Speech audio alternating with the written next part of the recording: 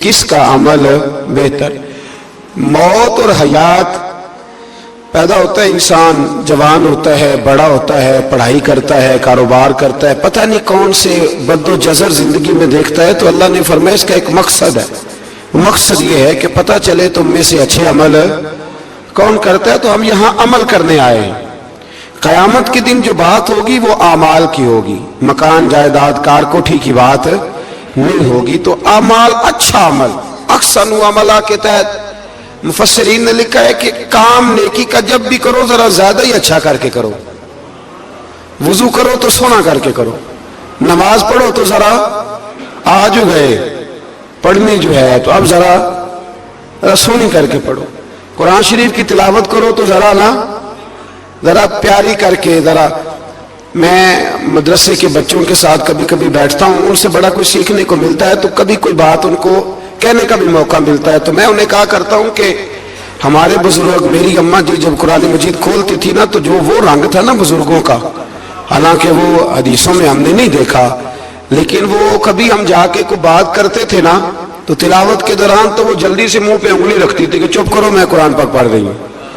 اور پھر شریر کا غلاف، اور پھر اس غلاف کو علیحدہ چومنا، قرآن پاک کو علیحدہ چومنا، اور پھر اس کو ریل میں رکھنا، اور پھر کئی کر کے. تو ہم جو آج ہیں تو ہم اس عمل کو اتنا اچھا کر کے نہیں کرتے. بس ٹھیک ہے، ہر وقت ہاتھ میں قرآن مجید رہتا ہے تو وہ رویہ نہیں. تو کام کرنا ہے تو اس کو کیا کریں؟ اچھا کر کے کریں، ذرا مزیدار کر کے کریں. عمل کریں تو ذرا بہترین عمل کریں. لیکن نبی کریم نے یہ نہیں فرمایا کہ میں تمہیں اخلاق سکھانے آیا ہوں، فرمایا میں اخلاق عالیہ کی تکمیل کرنے آیا ہوں. یعنی جو بڑا اخلاق ہے نا، احسن ترین عمل، اس کا میرے نبی پاک نے درس ارشاد فرمایا ہے. اس کا ایک صحابی نے پوچھا، یا رسول اللہ صلی اللہ تعالی علیہ وسلم، بہترین عمل کون سا ہے؟ بہترین عمل. تو حضور نے فرمایا بہترین عمل اس بندے کا ہے عمر لمبی ہو پر کام سارے اچھے ہوں. یعنی تو احسن طریقے سے زندگی گزارے، اچھے طریقے سے تیرا وقت گزرے. تو عمل جب بھی کرے نا، دیکھیں نا، صدقہ اور خیرات کرنا ہے تو تانگ آ کے بھی تو کرنا ہی ہے نا، اور غریب کو 10 چکر گھر میں لگوا کے بھی تو کرنا ہی ہے نا، اس کو 6 دفعہ ڈانٹ کے بھی تو کرنا ہی ہے. تو کرنا ہے تو لہذا صحیح کر کے کر دو. مطلب وہ گھر میں خاتون خانہ نے کپڑوں کے لیے پیسے مانگ لیے تو 1.5 گھنٹے کے لیکچر کے بعد بھی تو دینا ہی ہے نا. کیا خیال ہے آپ کا؟ تو اگر وقت پہ دے دیے جائیں تو چلو معاملہ ذرا، یا تو نہ دیں، بات ختم ہو گئی. تو اگر آپ نے 1.5 گھنٹے کے شدید احتجاج کے بعد بھی دینے ہی ہیں تو پھر یہ ہے کہ عمل کو اچھا کر کے کر لیں، ذرا اس میں خوبصورتی رہتی ہے. اللہ تعالیٰ سمجھنے کی توفیق عطا فرمائے. بڑے خوبصورت مضامین ہے اس سورہ مبارکہ میں. آیت نمبر 19 میں اللہ نے فرمایا کہ کیا انہوں نے اپنے اوپر کبھی پر پھیلائے اور کبھی پر سمیٹے ہوئے پرندوں کو نہیں دیکھا؟ کیا تم نے کبھی دیکھا نہیں کچھ پرندے اوپر اڑتے ہیں تو پر پھیلائے ہوتے ہیں اور کچھ نے پر سمیٹے ہوتے ہیں؟ تو فرمایا ان کو فضا میں رحمان کے علاوہ کو روک نہیں سکتا. صرف ایک رب رحمان ہے جس نے انہیں فضا میں، یار جہاز آپ نے دیکھا اسے کون روکتا ہے؟ آپ یقین کریں کبھی اس پہ بیٹھا بندہ غور کرنے لگ جائے نا میں کہاں ہوں، تو ہو سکتا ہے پریشان ہو جائے. کون روک کے رکھتا ہے اسے؟ تو فرمایا یہ رب کی قدرت ہے، جہاں چاہے جس کو چاہے وہی کھڑا فرما دے. یہ اللہ تبارک و تعالیٰ کی قدرت ہے. آیت نمبر 20 میں اللہ کی مدد کرنے اور رزق عطا کرنے کا بیان ہے کہ اللہ مدد بھی کرتا ہے تمہاری اور تمہیں رزق بھی عطا کرتا ہے. آیت نمبر 23 میں فرمایا کہ اللہ وہ ہے جس نے تمہیں پیدا کیا، تمہیں سننے، دیکھنے اور سمجھنے کی صلاحیتیں عطا کی، مگر بندے بڑے کم ہیں، بڑے کم بندے ہیں جو اللہ کی نعمتوں کا شکر ادا کرتے ہیں. یہ سوچنے سمجھنے کی صلاحیت آپ کے خیال میں چھوٹی نعمت ہے؟ بہت بڑی نعمت ہے. آپ یقین کریں بعض لوگوں کے پاس سارا کچھ ہوتا ہے لیکن شعور کی دولت نہیں ہوتی. تو یہ بہت بڑی نعمت ہے، اس کا بھی اللہ کی بارگاہ میں شکر ادا کیا کریں. جب اللہ کو عقل شعور دے دے تو دوسروں کو بیوقوف سمجھنے کی بجائے نا اس نعمت پر اللہ کا شکر ادا. آگے سورہ قلم ہے. اس سورہ مبارکہ کے اندر اللہ تبارک و تعالیٰ نے نا قسمیں ارشاد فرمائی اور قسم کھا کے کہا کہ محبوب آپ کوئی مجنون نہیں، آپ کو دیوانے نہیں، یقیناً آپ کے لیے ایسا اجر ہے جو کبھی ختم نہیں ہوگا۔ اور پھر فرمایا وَإِنَّكَ لَعَلَىٰ خُلُقٍ عَظِيمٍ، محبوب جتنے عظیم الشان اخلاق تھے نا ان سب کا ہم نے آپ کو مالک بنا دیا ہے۔ یہ اعلیٰ لفظ اصطلاح ہے، قبضے کے معنی میں آتا ہے عربی میں۔ فرمایا ہم نے آپ کو اخلاق عالیہ کا مالک بنا، جتنے اچھے اخلاق ہیں ان سب کا اللہ نے نبی پاک کو مالک۔ اور سب مفسرین نے بڑا کچھ لکھا، پر بریلی کے امام نے ایک جملہ لکھا تو بڑا ہی شاندار لکھا۔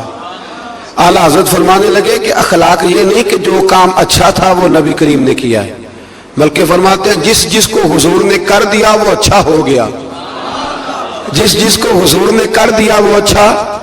فرماتے رسول کریم کا مسکرانا بھی اچھا ہی ہے، اور کبھی دین کی مخالفوں پر ناراض ہونا بھی اچھا ہی ہے۔ نبی پاک علیہ السلام کا بدر میں تلوار اٹھانا بھی اچھا ہے، اور رسول کریم صلی اللہ تعالی علیہ وسلم کا فتح مکہ کے دن معاف کر دینا بھی، یہ سارا کچھ ہی اچھا ہے۔ بس جس کو حضور جب کرتے گئے وہ اچھا ہوتا گیا۔ اور حضرت عائشہ صدیقہ رضی اللہ تعالیٰ عنہ سے جب کسی نے پوچھا تھا کہ بتائیے نبی کریم علیہ السلام کے اخلاق عالیہ کیسے تھے، تو حضرت عائشہ صدیقہ کہنے لگی تم نے قرآن نہیں پڑھا؟ سارے اخلاق جو قرآن میں ہیں وہ سارا میرے رسول پاک کا اخلاق ہی ہے، وہ سارا میرے نبی کریم علیہ السلام کا اخلاق ہی ہے، وہ سارا اخلاق ہے رسول پاک سید عالم صلی اللہ تعالی علیہ وسلم۔ تو پھر اس سے آگے جا کے نا آیت نمبر 8 سے اللہ تبارک و تعالی نے رسول کریم صلی اللہ علیہ وسلم کو فرمایا کہ کفار چاہتے ہیں کہ دین کے معاملے میں آپ ان سے بے جا رعایت برتیں، آپ ان پر آسانی کریں، کھلی چھٹی دے دیں، اور جواب میں وہ بھی رعایت کریں گے۔ فرمایا ایسا نہیں ہو سکتا، حق پر کوئی سمجھوتا نہیں ہو سکتا۔ اس کے بعد ایک دشمن رسول صلی اللہ علیہ وسلم، مفسرین نے اس کا نام ولید بن مغیرہ لکھا ہے، اس نے نبی پاک علیہ السلام کی گستاخی کی تھی، تو اللہ نے اس کے 9 عیب 9 کبھی باتیں قرآن میں بیان کی، بڑی باتیں ارشاد فرمائی۔ فرمایا جھوٹی قسمیں کھاتا ہے، نکتہ چینیاں کرتا ہے، سخت منع کرنے والا ہے بلائی سے، اور حد سے بڑھنے والا ہے، اور آخر میں فرمایا اتلم بعد ذالک الزنیم۔ فرمایا یہ نہ ہے بد اصل، اس کی اصل میں ہی مسئلہ ہے۔ یہ کتنی سخت بات ہے، جب نبی کریم کے بے ادب کی بات ہوتی ہے تو پھر باتیں سخت ہی ہوتی ہیں۔ یہ قرآن مجید نے سخت باتیں فرمایا کہ یہ اس کی اصل میں مسئلہ ہے محبوب۔ اس نے ایک بات کی تو اللہ کریم نے 9 اس کی کبھی اوصاف بیان فرمائے۔ اس لیے اعلیٰ حضرت نے کہا تھا دشمن احمد پہ شدت کیجیے، دشمن احمد پہ شدت کیجیے، ملحدوں سے کیا مروت کیجیے، شرک ٹھہرے جس میں تعظیم حبیب، اس برے مذہب پہ لعنت کیجیے، اس برے مذہب پہ لعنت کیجیے، اور جو نہ بھولا ہم غریبوں کو رضا، ذکر اس کا اپنی عادت کیجیے۔ آگے پھر سورۃ الحاقہ، اس سورہ مبارکہ کے شروع میں قیامت کے حق اور یقینی ہونے کو بیان کیا گیا ہے، پھر قوم سمود اور قوم عاد اور فرعون پر نازل ہونے والے عذاب کا ذکر ہے۔ یہ سارے مضامین پہلے بیان ہو چکے ہیں نا جی، ماشاءاللہ تفصیل سے ہم سن چکے ہیں، قوم عاد، قوم سمود، ان سب کے بارے میں اس سورہ مبارکہ میں اللہ نے بیان فرمایا۔ اسی سورہ کی آیت نمبر 19 سے بتایا کہ قیامت میں جس کے نامہ اعمال اس کے دائیں ہاتھ میں دیا جائے گا، یہ اس کے سرخرو ہونے کی علامت ہوگی۔ جس کے سیدھے ہاتھ میں نامہ اعمال دیا جائے گا مطلب ہوگا کہ کامیاب ہو گیا، اور وہ افتخار کے ساتھ لوگوں سے کہے گا، بڑے فخر کے ساتھ کہے گا کہ آؤ میرا نامہ اعمال پڑھو۔ اس کے برعکس جس کا نامہ اعمال اس کے بائیں ہاتھ میں دیا جائے گا، یہ اس کی رسوائی کی علامت ہوگی، اس کی رسوائی کی علامت ہوگی۔ وہ کہے گا کاش میرا نامہ اعمال دیا ہی نہ جاتا، اور موت کے ساتھ ہی میرا قصہ ہمیشہ کے لیے ختم ہو چکا ہوتا۔ جس کا بھی نامہ اعمال سیدھے ہاتھ میں، ہمارے بزرگ فرماتے ہیں کہ سیدھے ہاتھ سے لینا دینا حضور کی سنت ہے، کوشش کریں لے بھی سیدھے ہاتھ سے، دیں بھی، کھائیں بھی سیدھے ہاتھ سے. فرماتے ہیں عادت ہی سیدھے ہاتھ کی بنا لو. جب قیامت میں فرشتے نامہ اعمال دینے لگے تو عادت ہی سیدھے ہاتھ کی ہو, عادت ہی سیدھے ہاتھ کی ہو. عادت اور سیدھے ہاتھ سے لیں, سیدھے ہاتھ سے دے. قیامت میں جس کا نامہ اعمال سیدھے ہاتھ میں دیا جائے گا سمجھیے وہ کامیاب ہوا. اور جب جس بچے کی فرسٹ پوزیشن آئی ہوتی ہے نا, وہ رزلٹ کارڈ سارے محلے کو دکھاتا ہے, اور جو فیل ہو جاتا ہے وہ ابا جی کو بھی نہیں دکھاتا. وہ کہتے ہیں کہ وہ ابھی آیا نہیں, ملا نہیں. قیامت کے دن بھی جو کامیاب ہوں گے نا وہ دنیا کو بتائیں گے کہ اللہ نے فضل کر دیا, اور جو ناکام ہوں منہ چھپاتے پھریں گے. اللہ ہمیں پردہ پوشی عطا فرمائے. پھر آگے سورۃ المعارج ہے. اس سورت کے شروع میں عذاب قیامت کا ایک بار پھر بیان ہے کہ حشر کا ایک دن 50,000 سال کے برابر ہوگا. آسمان پگھلے ہوئے تانبے کی طرح ہو جائے گا, اور پہاڑ دھنی ہوئی رنگین اون کی طرح ہو جائیں گے. کوئی کسی کا پرسان حال نہ ہوگا. اس وقت مجرم یہ تمنا کریں گے کہ بیوی بھائی رشتہ دار, بیوی بھائی رشتہ دار اور تمام اہل زمین سب کو اپنا فدیہ دے کے اپنی جان چھڑا لیں. سب کو دھونس دے آگ میں لیکن اپنی جان چھڑا لیں. اس دن انسان کا یہ حال ہوگا. یہ جو کچھ لوگ, میں نے پہلے بھی کہا تھا کہ کچھ لوگ نا مذاق اڑاتے ہیں قیامت کے عذاب کا, قبر کے عذاب کا. یہ بات درست نہیں ہے. دیکھیں نا کہ اللہ تعالیٰ نے قرآن مجید کی واضح آیات میں عذاب کا ذکر فرمایا ہے. کیوں فرمایا ہے؟ کہ لوگ اس عذاب سے ڈرے, اس سے بچنے کے لیے تیاری کریں, یہ بیان فرمایا. اب یہاں لوگ مذاق اڑاتے ہیں معاذ اللہ تعالیٰ. کہتے ہیں دیکھو جی فلاں مولانا کہہ رہے تھے بچھو آئیں گے تو یہ ہوگا. خدا کے بندو, مولانا کون ہوتے ہیں؟ مولانا کون ہوتے ہیں یہ بات کرنے والے؟ یہ تو حدیثوں میں آئی, قرآن مجید کی آیات میں آئی. آپ مذاق نہیں اڑائیں بلکہ کوشش کریں کہ اللہ تبارک و تعالی ہمیں سمجھنے کی توفیق عطا فرمائے. پھر آیت نمبر 19 سے انسان کے کم حوصلہ ہونے, مصیبت کے وقت گھبرا جانے اور نفع پہنچنے کی صورت میں بخل کرنے کا ذکر ہے. فرمایا بڑے کم حوصلے والا ہے, مصیبت کے وقت گھبرا جاتا ہے, اور اگر اسے ہم نفع دیں نا تو جب نفع ملے تو چاہیے تو نا سخاوت کرتا, تو اس وقت کیا کرتا ہے؟ بخل کرتا ہے, کنجوسی کرتا ہے. اللہ فرما رہا ہے, نبی پاک علیہ الصلوۃ والسلام نے فرمایا یہ جو سخی ہوتا ہے نا, فرمایا یہ سخی بندوں کے دل کے قریب بھی ہوتا ہے, اللہ کے قریب بھی ہوتا ہے, اور جنت کے قریب بھی ہوتا ہے. اور فرمایا یہ جو بخیل ہوتا ہے نا, بخیل, یہ بندوں سے بھی دور ہی ہوتا ہے, بندوں سے بھی دور ہے, جنت سے بھی دور ہے, اور اللہ تبارک و تعالیٰ کے قرب سے بھی دور ہے. اور حضور فرماتے ہیں جب صبح سورج طلوع ہوتا ہے تو فرشتہ دعا کرتا ہے اللہ سخی کو زیادہ عطا فرما, اور کہتا ہے یا اللہ جو کنجوسی کرے نا اس سے روک لے, اسے نہ دے, اس لیے کہ جب وہ نہیں دے رہا. بڑی خوبصورت مثال علامہ اسماعیل حقی نے لکھی ہے. آپ فرماتے ہیں کنویں سے سارا پانی ختم ہو جائے تو نیچے سے تازہ آ جاتا ہے, اور اگر پانی ختم نہ ہو اندر ہی پڑا رہے تو باسی ہو جاتا ہے. تو ایسا ہونا چاہیے کہ ایک دفعہ سارا پانی ختم. میں آپ کو سارا مال صدقہ کرنے کو نہیں کہہ رہا, لیکن حضرت ابوبکر صدیق نے کئی دفعہ یہ کام کیا. ہجرت کی رات بھی سارے پیسے ہی لے گئے, تبوک کے دن بھی سارے پیسے خرچ کر دیے. حضور نے اعلان کیا تو سارے پیسے ہی. مولانا حسن رضا صاحب فرمایا کرتے تھے اعلیٰ حضرت کے بھائی, بیاں ہو کس زبان سے مرتبہ صدیق اکبر کا کہ محبوب خدا محبوب ہے صدیق اکبر کا, اور لٹایا راہ حق نے گھر کئی بار اس محبت سے کہ لٹ لٹ کر حسن گھر بن گیا صدیق اکبر کا. لٹ لٹ کر حسن گھر بن گیا صدیق اکبر کا. تو کنجوسی سے بچنے کی کوشش کریں. ہاں اسلام فضول خرچی سے منع کرتا ہے, فضول خرچی نہیں کرے, لیکن جہاں خرچ کرنا ہو وہاں سے کنجوسی بھی نہ کرے. پھر اس سے آگے سورہ نوح کا ذکر ہے. اس سورہ کے شروع میں ہی نوح علیہ السلام کا اپنی قوم کی طرف مبعوث ہونے پر قوم کو اللہ کی عبادت کی دعوت دینے اور گناہ چھوڑنے کا ذکر ہے. پھر حضرت نوح علیہ السلام نے جو اپنی قوم کے بارے میں اللہ سے فریاد کی کہ اللہ جی نہیں مانتے, پھر عذاب آیا, تو اس ساری بات کا اللہ نے سورہ نوح کے اندر ذکر فرمایا. پھر آگے سورۃ الجن ہے, سورہ جن. میں نے آپ کو پچھلے کچھ اسباق میں بتایا تھا کہ جن نبی کریم علیہ السلام کے غلام تھے, حضور کا کلمہ پڑھتے تھے.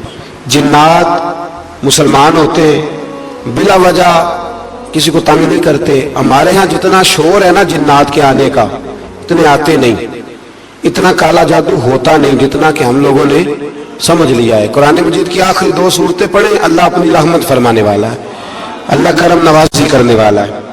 اس صورت میں اس امر کا بیان ہوا ہے کہ جنات جو تھے وہ عالم بالا میں خبروں کی سنگ غم کے لیے, خبریں تلاش کرنے کے لیے جایا کرتے تھے, مگر اب وہ وقت آ گیا ہے کہ عالم بالا میں ان کا داخلہ بند کر دیا گیا ہے.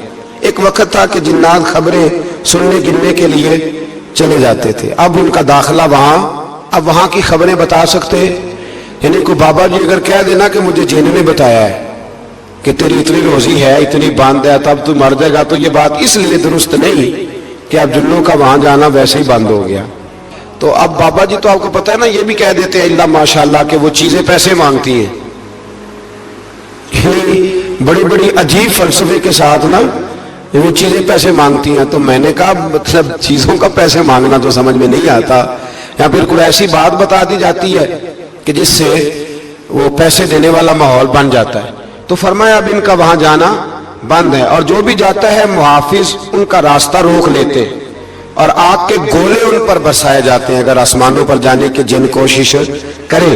جنات نے مشورہ کیا کہ پورے روئے زمین کا جائزہ لے کے دیکھیں آخر یہ سارا منظر کیوں تبدیل ہو گیا, تو ضرور کوئی بڑی تبدیلی آئی ہے. حضرت ابن عباس رضی اللہ تعالیٰ عنہ نے بیان کیا کہ ان کی ایک جماعت مکے کی طرف گئی اور وہاں نبی پاک علیہ السلام عکاظ کے بازار میں اپنے اصحاب کو صبح کی نماز پڑھا رہے تھے. انہوں نے یہ قرآن سنا اور پھر جن جا کے دوسروں کو کہنے لگے کہ ایسا قرآن سن کے آئے کہ جیسا کبھی نہیں سنا. تو آؤ پھر محبوب کریم کی بارگاہ میں چلتے, خود بھی مسلمان ہوئے اور اپنی قوم کو بھی اسلام کی دعوت دی. اس کی آیت نمبر 26 میں اللہ تبارک و تعالیٰ نے فرمایا, یہ سورہ جن جو ہے نا اس کی آیت نمبر 26, اللہ کریم نے ارشاد فرمایا عالم الغیب فلا یظہر علی غیبہ احدا. فرمایا غیب کا جاننے والا اپنے غیب پر کسی کو مطلع نہیں کرتا, غیب کا جاننے والا آگاہ نہیں کرتا اپنے غیب پر کسی کو بھی. آگے فرمایا الا من ارتضی من رسول, لیکن اپنے رسولوں میں سے جس کو پسند کرتا ہے اس کام کے لیے چن لیتا ہے. کسی عام بندے کو غیب پر مطلع, یہ آیت نمبر 26 میں نے کتنی دفعہ یاد کرائی آپ کو. تو بھئی عقائد جو ہوتے ہیں وہ جب سے ہم قرآن مجید پڑھ رہے ہیں جگہ جگہ عقائد آئے ہیں اہل سنت کے, جگہ جگہ آئے. تو آپ سمجھے نا کہ یہ عقیدہ جو ہوتا ہے یہ شعر سے ثابت نہیں ہوتا, یہ قرآن حدیث سے ثابت ہوتا ہے. شعر تو ایک ذوق کا نام ہے. تو فرمایا عام آدمی کو اللہ غیب پر اطلاع نہیں دیتا, پر اپنے رسولوں میں سے جس کو چاہتا ہے اس کام کے لیے چن لیتا ہے. تو بتائیے نبی پاک سے بڑھ کے بھی اللہ کسی کو چاہتا ہے؟ حضور نے فرمایا خبردار ہو جاؤ, اس نے مجھے اپنا محبوب بنایا ہے. الا وانا حبیب اللہ, خبردار میں اللہ کا حبیب بن کے آیا ہوں. تو علم غیب اللہ نے اپنے رسول کو دیا اور اس کی برکت سے نبی کریم علیہ السلام نے دین کا بہت سارا کام کیا. حبیب کریم علیہ السلام نے بہت ساری باتیں, اور بہت سارے ایسے لوگ ہیں جو صرف حضور کا غیب دیکھ کے ایمان لائے, یعنی ایمان ہی غیب دیکھ کے لائے. خود حضرت عباس نبی کریم کے چچا, وہ جب بدر کے لیے آنے لگے نا, وہ آنا اس وقت بھی نہیں چاہ رہے تھے, پر قبیلے اور برادری نے مجبور کر کے انہیں ساتھ تیار کیا. وہ آئے نا تو جو گھر میں سونا پڑا تھا نا وہ ایک جگہ پہ چھوڑ آئے. اپنی بیوی کو کہنے لگے کہ میں آ گیا تو نکال لوں گا, اور اگر میں قتل کر دیا گیا تو تو نا نکال کے بچوں پہ خرچ کر دینا. تو نبی پاک علیہ الصلوۃ والسلام کے پاس جب یہ قیدی ہو کے آئے تو حضور نے فرمایا چچا فدیہ دو, اتنے پیسے تو چلے جاؤ. تو کہنے لگے میرے پاس تو شے ہی کوئی نہیں. وہ جو 15 دن عمرے والے وہاں رہتے ہیں نا, وہ 2.5 من کی شاپنگ کر لیتے ہیں, اور جب کسٹم والا کہتا ہے پیسے دو تو تازہ عمرہ کیا ہوتا ہے, کہنے شے ہی کوئی نہیں. یہ ظلم ہے, تازہ عمرہ کیا ابھی آئے ہیں. ہاں جی, تو مطلب اتنی خستہ حالی ہو جاتی ہے. یہ میں پریکٹیکل بتا رہا ہوں اللہ کے فضل سے. ایک سے میں نے کہا تو مجھ سے لے لے, کہتا چپ کرو تسی کو بچ بول دے. میں نے کہا مجھ سے لے لو, دے دینا. کہتے تو چھڈو. بھائی چھوڑیں, آپ کیوں غلط بات کرتے ہیں. تو بہت سارے بندے ہوتے ہیں جو کہتے ہیں شے کوئی نہیں, بالکل کوئی شے نہیں. ہاں کوئی پلاٹ سستا بک رہا ہو تو پیسے نکل آتے ہیں، پھر کہتے میں پھڑے نہیں کسی کو لو، بھئی کو کھا جائے گا، چلے ٹھیک ہے آپ چھپائیں اپنی دولت کو، لیکن ان لفظوں کے ساتھ ناشکری کرنا کہ شاید کوئی نہیں، یہ معاملہ درست ہے۔ تو حضرت عباس نے بھی نا نبی کریم کی بارگاہ میں عرض کیا حضور کوئی شے نہیں، کہاں سے دوں؟ تو حضور مسکرائے، حضور نے فرمایا چاچا جب گھر سے نکلنے لگے تھے تو وہ اکیلے میں میری چچی کو بلا کے جو پیسے دے کے آئے تھے، اور وہ اس کو کہہ کے آئے تھے کہ میں آ گیا تو میں تمہیں بتاؤں گا کیا کرنا ہے، نہ آیا تو پھر نکال کے بچوں پہ خرچ کر دینا۔ یہ سن کر حضرت عباس پہ راشا ہوا طاری، یہ سن کر حضرت حفیظ جلندری کہتے ہیں یہ سن کر حضرت عباس پہ راشا ہوا طاری کہ پیغمبر تو رکھتا ہے دلوں کی بھی خبرداری۔ خیال آیا مسلمان نیک و بد پہچان جاتے ہیں اور محمد آدمی کے دل کی باتیں جان جاتے ہیں، محمد آدمی کے دل کی باتیں جان جاتے ہیں، اور کوئی غیب تم سے نہا ہو بھلا جب خدا ہی نہ چھپا رہا، تم پر کروڑوں درود و سلام جب خدا ہی نہ چھپا رہا۔ کتنی عجیب بات ہے، یہاں بھی لوگ ترازو لے کے بیٹھے ہیں۔ اقبال سے کسی نے کہا کہ دو علماء کی بحث ہے، کہتا ہے حضور کو غیب نہیں، دوسرا کہتا ہے آؤ چلے، تو اقبال کہنے لگے مجھے شرم نہ آئے گی میں وہاں چلا جاؤں جہاں لوگ میرے نبی کا علم تولنے کے لیے ترازو لے کے بیٹھے ہیں، حضور کا علم تول رہے ہو؟ اقبال کہنے لگے میرے نبی کے تو غلاموں کا علم نہیں تولا جا سکتا، تم حضور کے علم کی بات کرتے ہو۔ یہ تھوڑا سوچ سمجھ کے بات کرنی چاہیے، اور نص قطعی ہے قرآن پاک کی۔ ایک دن سجا لیا تھا میرے نبی پاک نے ممبر، فرمایا پوچھ لو پھر جو پوچھنا ہے پوچھو۔ تو حضرت عمر جیسے لوگ اٹھ کے کھڑے ہو گئے، کہا یا رسول اللہ ہم اللہ کے رب ہونے پہ راضی ہیں، آپ کے رسول ہونے پہ راضی ہیں، اسلام کے دین ہونے پہ حضور ہم بڑے راضی ہیں، ہم بڑے راضی ہیں۔ اس لیے یہ تو ایسا مسئلہ ہے کہ اس مسئلے کو دیکھ دیکھ کے لوگ مسلمان ہوئے۔ تو حضرت عباس کو جب حضور نے ساری بات بتائی نا تو حضرت عباس کہنے لگے فدیہ مرضی کا لے لینا پر پہلے مجھے کلمہ پڑھاؤ۔ کہا کیوں؟ فرمایا مجھے سمجھ آ گئی ہے، وہ بات میرے اور میری بیوی کے علاوہ کسی کو پتہ ہی نہیں، اگر آپ کو پتہ چلی ہے تو یقیناً آپ کو کوئی بتانے والا ہے، تو وہ جو آپ کو بتانے والا ہے نا وہی رب العالمین ہے۔ تو حضور کا تو غیب دیکھ کے دنیا کلمہ پڑھ جاتی تھی۔ اس پر بڑی تفصیل سے میں نے ایک دفعہ بات کی تھی، موقع ملا تو وہ ساری روایات ایک جگہ کسی وقت جمع کریں گے انشاءاللہ تعالی، اور آپ کو عرض کریں گے کہ وہ کیا خوبصورت ماجرا ہے۔ اور اب تو الحمدللہ ایک اور آسانی بھی ہو گئی ہے، میری باتیں کوئی اس قابل تو نہیں تھی لیکن چونکہ اللہ رسول کے فرامین تھے تو ایک دوست نے لکھنی شروع کر دی، انشاءاللہ جلدی چھاپ بھی جائیں گی۔ تو عرض کرنے کا مقصد یہ ہے کہ یہ چیزیں آئیں گی اور آپ کو بتائیں گے کہ اللہ نے اپنے محبوب کریم کو کس طرح غیب کے خزانوں کی کنجیاں عطا فرمائی ہوئی۔ تو اس سے آگے پھر سورہ مزمل شروع ہوتی ہے، سبحان اللہ، سورہ یا ایھا المزمل، کہا او چادر اوڑھنے والے محبوب، قم اللیل الا قلیلا، ساری رات نہ بیدار رہا کر، تھوڑا آرام بھی کر لیا کر، تھوڑا سا کیا کہا حضرت نے، خدا کی رضا چاہتے ہیں دعا لو، خدا چاہتا ہے رضا۔ اور درویش کہتے ہیں رب آکھیا سونے محبوبہ تیرے سو سو ناز اٹھانا ہاں، لوگ میری قسمہ چاندے نے میں تیری قسمہ چاہنا۔ کہا اے میرے پیارے حبیب، اے چادر اوڑھنے والے، تھوڑا آرام بھی کیا کرے۔ حضور ساری رات نماز پڑھتے تھے نا، تو اللہ نے کہا محبوب تھوڑا آرام بھی کیا کرے۔ پھر اس میں بڑے خوبصورت چیزیں اللہ کریم نے بیان فرمائی ہیں، قیامت کی ہولناکیوں کا بھی ذکر فرمایا ہے۔ پھر آخر میں فرمایا کہ تم اپنی بھلائی کے لیے جو کچھ بھی آگے بھیجو گے اس کو اللہ تعالیٰ کے پاس اس سے بہتر اور زیادہ ثواب والا پاؤ گے۔ یعنی اس کا معنی یہ بھی ہو سکتا ہے کہ اپنی سوچ سے زیادہ تم ثواب پاؤ گے جو چیز آخرت کے لیے تم بھیجو گے۔ اور اللہ سے مغفرت طلب کرتے رہو، بے شک اللہ بہت مغفرت فرمانے والا اور بے حد رحم کرنے والا ہے۔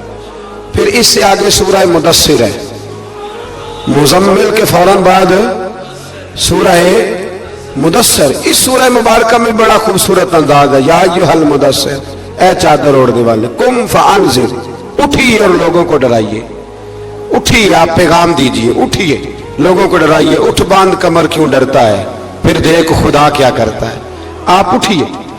इस सूरत में अल्लाह ताला ने आपको शान महबूबी के साथ खिताब करते हुए फरमाया, चादर ओढ़ने वाले उठिए और लोगों को अल्लाह के अजाब से डराइए और अपने रब की किबरियाई का ऐलान फरमाइए, बताइए कि आपका रब कितना बड़ा है। आयत नंबर 42 में फरमाया, जहन्नमियों से पूछा जाएगा तुम्हारे जहन्नम में जाने का सबब क्या बना। ये सूरह मुदस्सिर की आयत नंबर 42 चलो बता लिया आखिरी ने। आयत नंबर 42, जहन्नमियों से पूछा जाएगा जहन्नम में आए हो तो सबब क्या बना। तो वो पहला सबब बताएंगे कि हम नमाज पढ़ने वालों में से ना थे। पहला सबब दोज़ख में जाने का नमाज ना पढ़ना है। रमजान के बाद भी पढ़ेंगे इंशाल्लाह, और ईद वाले दिन भी पूरी 5 पढ़नी है इंशाल्लाह, पूरी 5। ये नए कपड़े लोगों को बाद में दिखाना, पहले सवेरे पहन के ना रब की बारगाह में जाओ, सवेरे पहन के ना। अल्लामा अब्दुल सत्तार खान न्याजी, अल्लामा न्याजी, मैं जब उनके मज़ार पे जाता ना, मियाँ वाली जाने का जब मौका मिलता है तो मैं ना खड़ा होता हूँ, आप यकीन करें उस बंदे की कब्र पे खड़े होके भी जज्बा ही मिलता है। क्या बंदा था वो ना, पगड़ी बांधते थे बड़ी। हमारे बरेली शरीफ के बुजुर्ग भी ना वो पगड़ी बांधते शिमले वाली। चले आज बात आ गया तो उसकी भी मैं हिकमत बता दूं। वहां ना सिख भी पगड़ी बांधते, तो कपड़ा भी अक्सर एक जैसा ही उनके लिए आता, तो मुसलमान भी खरीद लेते थे। तो वो सिख जो होता है ना वो शिमला नहीं निकालता, तो उससे फर्क करने के लिए वहां के मशाइख ने ना शिमला निकालना शुरू किया। तो मैं शादी बांधा करता था, तो एक दफा मुझे हजरत मुफ्ती तहसीन रजा साहब रहमतुल्लाह ताला अलैह फरमाने लगे शिमले वाली बांधा करो। तो मैंने कहा हुजूर अब छोटे लोगों को तो अच्छी नहीं ना लगती। तो फरमाने लगे लोगों को थोड़ी दिखानी है, ये तो रसूलुल्लाह की सुन्नत है, तो आप शिमले वाली बांधे। जब हम जो कह रहे हैं, तो मैं भी अक्सर वो पगड़ी बांधता हूँ, कभी बहुत बड़ी बांधते थे। तो अल्लामा न्याजी पगड़ी बांधते थे, तो जिन लोगों ने देखा बड़ी ऊंची होती थी, और बड़ी ऊंची पगड़ी और हाथ में छड़ी होती थी, और कभी वो तकरीर करते थे तो जमीन पे लगाते थे, तो पता चलता था कि मर्द बात कर रहा है। और अल्लामा इकबाल के डायरेक्ट शागिर्द थे अल्लामा अब्दुल सत्तार न्याजी, शागिर्द।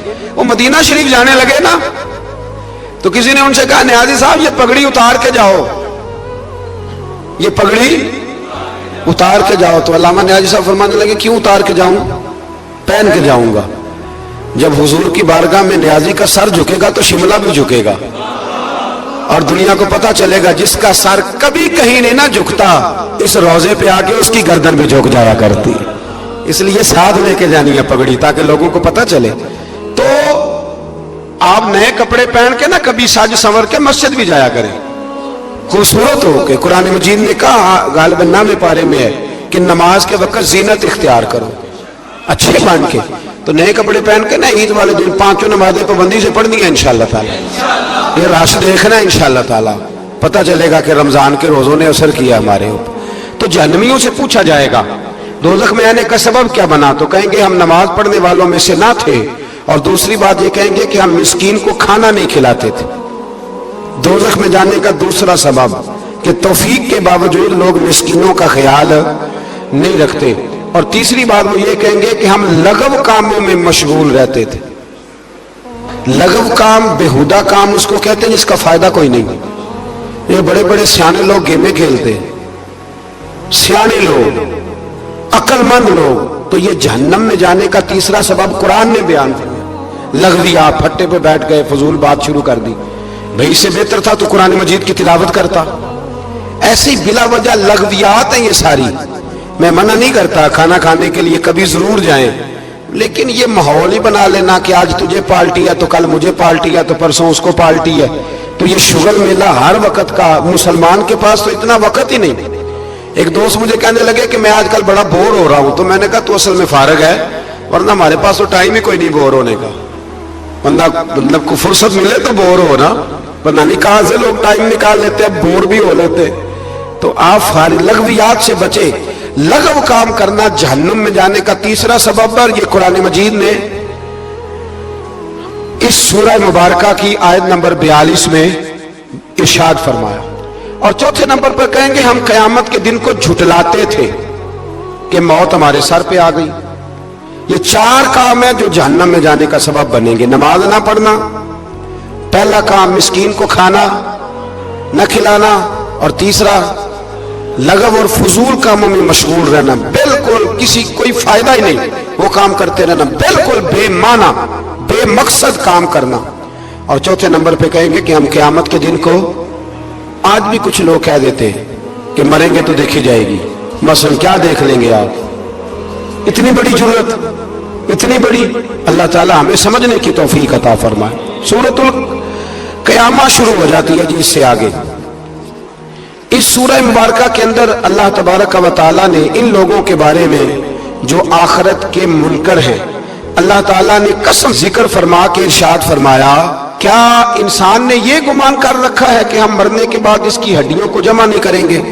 क्यों नहीं, हम इस बात पर कादर है कि इनकी उंगलियों के पोरे जैसे पहले थे वैसे ही बना देंगे, यानी उंगलियां तक तुम्हारी जमा कर ली जाएंगी, उंगलियां तक। क़यामत के दिन तुम्हें किसी की कब्र खुली तो उसको देखा कि हड्डियों का पिंजर बन गया, लेकिन अल्लाह उसे भी क़यामत में जमा फरमाएगा दोबारा से। और वो मिसाल में तीसरे चौथे पारे में दे चुका हूं, जब हजरत इब्राहीम अलैहिस्सलाम ने जानवरों का परिंदों का कीमा करके रखा था और कहा पुकारिए, तो वो सारे अपने परों पर दौड़ते हुए हाजिर हो गए थे। आगे सूरह दहर शुरू होती है, सूरह दहर ये 29वां पारा है। और इसमें सूरतें अगरचे छोटी छोटी हैं पर क्या बात है, सब सूरतों हर सूरह मुबारका बड़ी अपने अंदर इम्तियाजी शान रखती है। सूरह दहर में फरमाया, हल अता अलल इंसानी हिन मिन अद-दहर लम यकुन शैय्यन मज़कूरा, फरमाया बेशक गुजरा है इंसान पर जमाना एक ऐसा कि जब वो कोई काबिल जिक्र चीज नहीं था। एक वक्त था कि जब कोई इसका जिक्र था कि नहीं, वो वक्त भी जब ना नाम था ना वल्दियत थी। फिर दुनिया में आके लोग समझते हैं कि मैं उठता हूं तो जमाना उठता है, मैं बैठता हूं तो जमाना मेरी वजह से निजाम चलता है। तो अल्लाह फरमाते हैं हिन मिन अद-दहर लम यकुन शैय्यन मज़कूरा, तेरा तो जिक्र ही कोई नहीं था, तू तो जानता ही कोई नहीं था, ये तो रब ने तुझे पैदा किया है। तो अब तू समझता है कि मैं कोई चीज हूं। बड़े बड़े लोगों की कब्रों पे जाओ, कोई पूछने वाला नहीं, कोई नहीं। वो जो कह देते थे तो कानून बनता था, कानून जिनके साइन करने से लोग फांसी से बच भी जाते थे और फांसी लग भी जाते थे। आज उनका जानने पहचानने वाला कोई नहीं। तो इंसान ना भूल जाता है, भूल जाता है। एक दौर वो भी होता है, एक दौर वो भी होता है जब बस में बैठने को जगह कोई नहीं देता, और एक दौर वो भी होता है कि दर्जनों कारें लेके लोग गलियों में खड़े होते हैं। इंसान को सारे वक्त याद रखने चाहिए, इसे भूलना। हुजूर अलैहिस्सलाम अक्सर फरमाया करते थे कि मैं तो उस माँ का बेटा हूं जो गोश्त के खुश्क टुकड़े खा के भी गुजारा कर लेती थी, गोश्त के खुश्क टुकड़े खा के भी गुजारा कर लेती थी। और हजरत उमर फारूक की जुबान पर यह जुमला सारी उम्र रहा कि मैं ऊंट चराने वाले का बेटा हूं, यानी सारी जिंदगी रहा। लोग भूल जाते, भूल जाते। महमूद गजनवी ने अय्याज को बड़ा नवाजा, लोगों ने शिकायत की कि अय्याज तो आपसे तोहफे ले लेके तो जंगल में जमा कर रहा है दौलत। महमूद कहने लगे तुम्हें कैसे पता? कहने लगे असर के बाद कहां जाता है रोज, पता है? लगा नहीं। तो कहा फिर आपको आज तक ये नहीं पता कि असर? महमूद कहने लगे वाकई यार इसने कभी बताया नहीं असर के बाद कहां होता है। असर की नमाज पढ़ के महमूद अय्याज के पीछे पीछे गए तो जंगल में जाकर ना एक झोंपड़ी अंदर से कुंडी लगा ली, सिपाही साथ थे। महमूद ने गुस्से से दरवाजा बजाया, खटखटाया, और याज ने झट से दरवाजा खोला। महमूद धक्का दे के अंदर गए तो देखा तो एक फटी हुई चटाई, एक पुराना कुर्ता, टूटे हुए जूते, एक पगड़ी और थोड़ा सा ना सामान हल्का फुल्का बिखरा पड़ा है। ये क्या है, क्यों आते हो यहां, बताया क्यों नहीं? तो याज कहने लगे बादशाह मैं यहां ना रोजाना अपनी औकात याद करने आता। क्या मतलब? कहने लगे जब मैं तेरे पास आया था तो ये वाला मैंने पहना हुआ था लिबास, ये मेरे घर की कुल मालियत थी, तो बादशाह है। आज अगर तू नाराज हो जाए तो कौन पूछ सकता है? मैं रोज आके अपनी औकात याद करता हूं कि दोबारा अगर यहां आना पड़े तो मुझे मुश्किल ना हो। मुल्ला रूमी से किसी ने कहा था खशियत क्या होती है, तो आप फरमाने लगे एक मांगने वाली से एक बादशाह ने निकाह कर लिया था, मांगती थी, बादशाह को पसंद आ गई, शादी हो गई, तो सारा दिन रोती थी, सारा दिन रोती थी। तो उसकी कनीजें उससे कहने लगी कि बस भी कर, अल्लाह का शुक्र भी अदा कर, इतना तुझे अल्लाह ने नवाज, तू रोती रहती है। تو کہنے لگی اس لیے نہیں روتی، روتی اس لیے ہوں کہ میں اس قابل نہیں تھی، اور ڈرتی اس بات سے ہوں کہ کہیں میرا سائیں ناراض نہ ہو جائے۔ میں تے گلیاں دا روڑا کوڑا، میں گلیاں دا روڑا کوڑا، تے مینوں محل چڑھایا، مینوں محل چڑھایا۔ ایک میرا سنگی نا بڑا مہنگا سویٹر لے آیا میرے لیے، کچھ زیادہ ہی مہنگا تھا وہ۔ میں نے اسے کہا یار یہ رکھ لے تو، کہنے لگے ہم لے آیا تو بس قبول کریں۔ تو میں نے کہا میری اماں نا کروشیے سے میرے لیے سویٹر بناتی تھی، کروشیے کی ٹوپی، پتہ نہیں کروشیے کا بھی نئی نسل کو پتہ ہو کہ نہ ہو، تو وہ اماں جی نے بنا کے دیا، تو پھر اس کے بعد میرے چھوٹے بھائی نے بھی پہنا، پھر میرا ایک بھانجا لے گیا چھوٹا، اس نے بھی پہنا۔